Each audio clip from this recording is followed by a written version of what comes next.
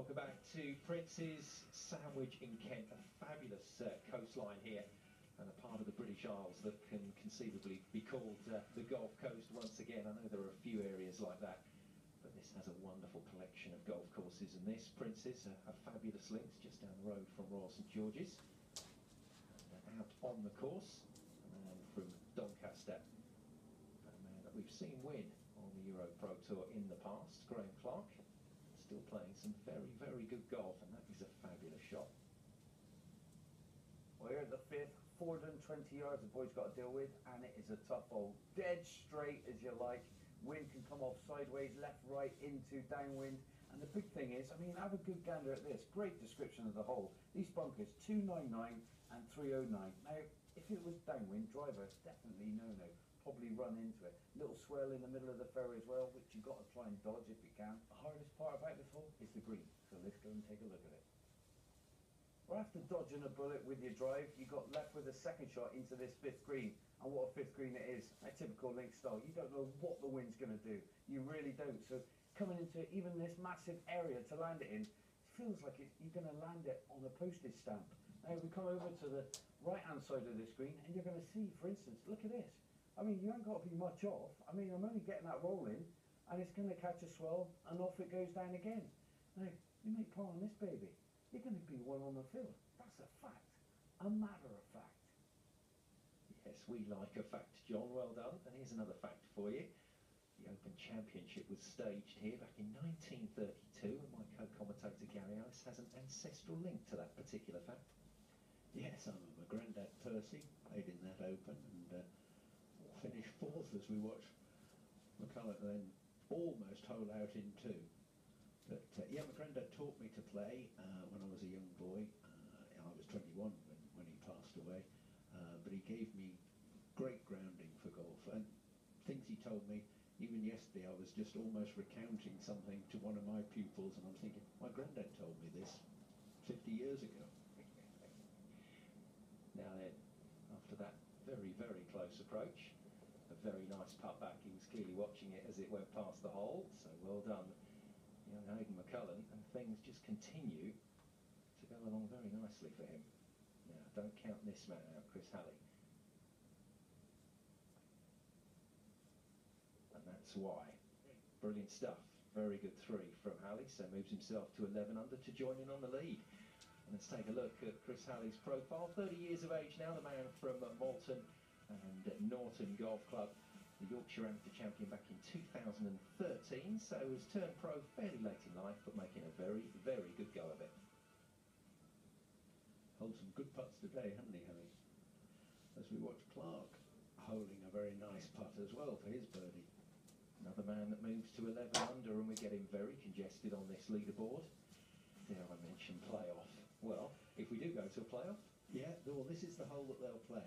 455 yards, straight back down, very rich, very difficult hole, this one. This bunker in the fairway to be avoided. You can get some really nasty kicks off these humps, and for them to show, because it's always difficult to see humps on the TV, but you can actually see how it is. If you drop just short, the ball will kick across into the bunker on the right, or straight across the green into that long rough down there, and quite a sloping green as well at the end of it. Challenge. Yes, that's what the players will be facing if we do have a tie at the end of today. There's so many bodies around on the leaderboard at the moment on similar scores, it's not beyond the realms. Now, Colgate having a bit of a lash at that one. But it's a lash that's worked out very well indeed, and you can see the contours again on the fairway. You really do feel like you're in a little bit of an amphitheatre as you walk down. You do. In fact, they're so big that when you get down in the bottom, you really can't see over the top of the ridge, and it's only 10 yards away from you on the fairway. Now from Colgate to this man, Nicol. Like the way that Nicol has played his golf so far today. He's actually been quite aggressive. We saw that from the first tee shot that he played. And Wright has kind of followed him. Yeah, they've kept very much step by step. So decent shot from Wright, as we've already said. He's had a fabulous season so far as Darren Wright, and a player that, well, despite that tee shot, just keeps on improving. And let's hear from the man himself. My goal was to give myself the best opportunity to win the Order of Merit. I knew I was playing well enough. I knew I'd performed well enough in practice to be able to win this year, and lucky enough I've done that early on. So as soon as I've done that in the third event in, my target was just solely trying to win the Order of Merit. You've already secured a win this year at Burt Hill. You've also had a couple of events where you've been in and around the league, going into the final round and haven't quite finished it off. What have you learned from those differing experiences? I've just learned that I know I'm doing the right things because I'm getting myself in those situations. So if I keep putting myself up there and keep doing what I'm doing, sooner or later it's going to pay off. So not necessarily do anything different.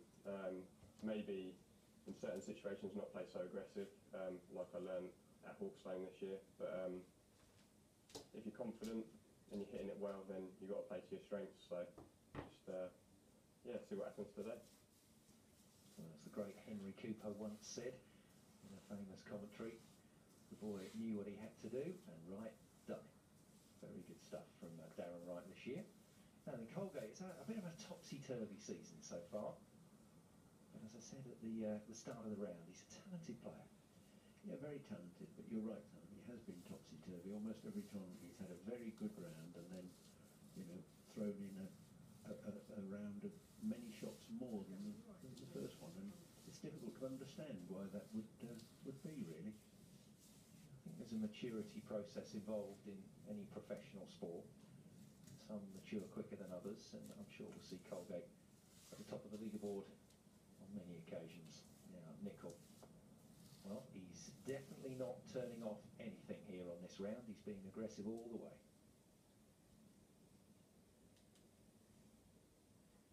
Ali?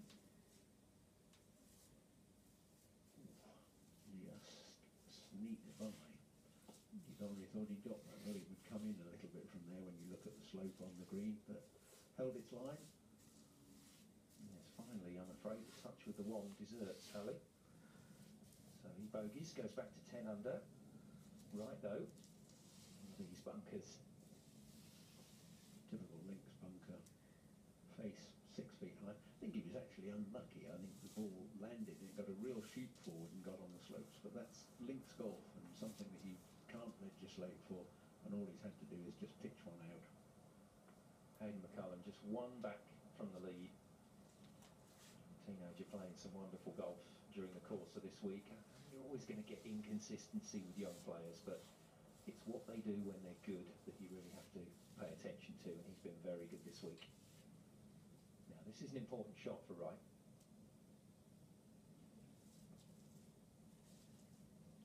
Nice rhythm on that swing. And good shot, well controlled the spin, giving himself a chance of salvaging a par.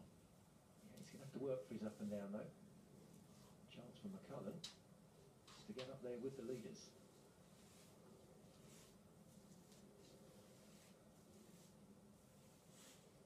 Quite, I think he was a little concerned about that part.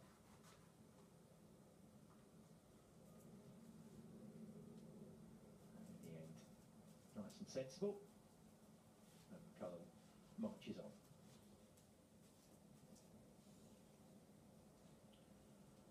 So, Darren Wright. This putt to save his par. Just a whisker of movement from the left, but he hasn't hit it. It's funny, isn't it, how the way some tournaments go, everybody's taken a big step forward, and now everyone's taking a step back again. Yeah, it is. It's a bit like the tide, ebbing and flowing. In it comes, out it goes. Now, Chris Gain, fabulous stuff from him. 66 to go with his 68 and 70 makes him clubhouse leader at 9 under, and another of the guys that needed to perform this week to guarantee a top 60 place in the race to Desert Springs, and it looks like Gain has got 1 foot on the plane. Nicol then for the lead. Oh, and he's got it. That's fabulous stuff. And the young Scotsman, Chris Nicol, moves to 12 under the card, and he's playing beautifully. Let's hear from him. You're 139th in the race at Desert Springs, the top 60 advance to the Tour Championship in Spain. How aware are you of what you need to do in the final round today? Honestly, I took a little look this morning, and I know I need to kind of, I need to have a good finish. I need to probably finish first or second. I think to probably make the top 60. So, we'll just have to take it as it comes. If I keep doing what I've been doing the last couple of days, we'll see what happens. third place would probably also get you in. So with that in mind, if you're coming down the stretch and you're kind of chasing first, but also there's a few guys behind you, what kind of mindset do you take? Do you hang on to third or second place, or do you go for the win? I mean, I think I'm just going to try and play the shots that I see. I think until I get into that position, I've never really been in that position, so it'll be interesting to see kind of how I handle it.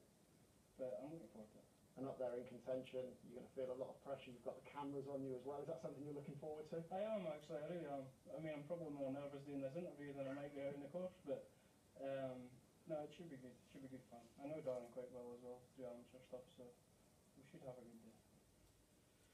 Yes, Kit Alexander piling the pressure on there, but Nicol coping very well with the questions. And this man, James Fraser, the Welshman, coping very well with the course at the moment. We knew it was possible, but at the moment, 6 under for the day. Takes him to 11 under the card and a tie for second place with Graham Clark. But it's Chris Nicol, as I said, coping with the pressure and going along very nicely there at 12 under and leading this tournament. So back out to the course. Colgate giving himself a chance today. 3 shots behind the leader at the moment, but with these sort of conditions, you back a few of the players to find those shots. Oh, well done. That's a marvellous shot, that one. Flighted it in beautifully. That's the key on seaside golf. Very good. Yeah, I thought Chris Nicol was very calm there. You know, he said, I've never been in this situation, but he kind of worked out what he was going to try and do, and time will tell whether he manages to do it. He's got the feeling of one of those days for Chris Nicol, maybe 30 years' time. He looks back on it and says, yes, I remember. It was one afternoon in Prince's down in Kent. And that's when it all changed. He's still got a chance to dramatically revamp his season. So Colgate's not much more than a tap in, which he deals with very well. Now, here's John with a bit of history for us. We're on the 13th hole, and it's the shortest par 4. You know, a few little difficult bunkers here or there. Lovely hole. But for many other reasons, this is a legendary hole. You got Mr. Laddie Lucas, a fighter pilot, Walker Cup captain debut, and the son of a prince. And I tell you what, in 1943, him in his Spitfire would chip the wing from France, coming over the water there, couldn't quite make it into his runway, decided, well, I'm a member at Prince's, I like the 13th, I might land it here. So he pitches it in the middle of the fairway and kind of scuttles it all down round and lands on the tee and then just goes through out of bounds, he said. He said, oh, what a shame, put me playing out of bounds, 3 off the tee. But I tell you what, better off, he lived and he conquered. Yes, Gary, Laddie Lucas, a man who was tremendously influential on golf in this country.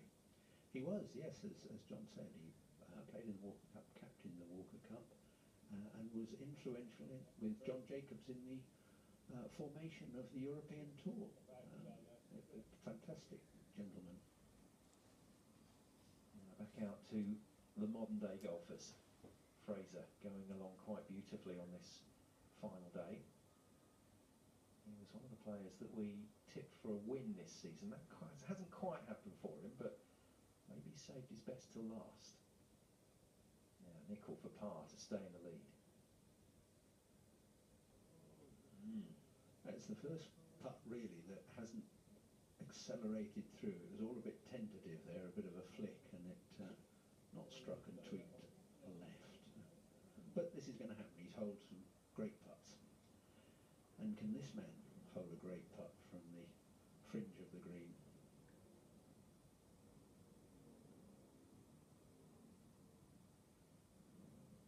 Running nicely.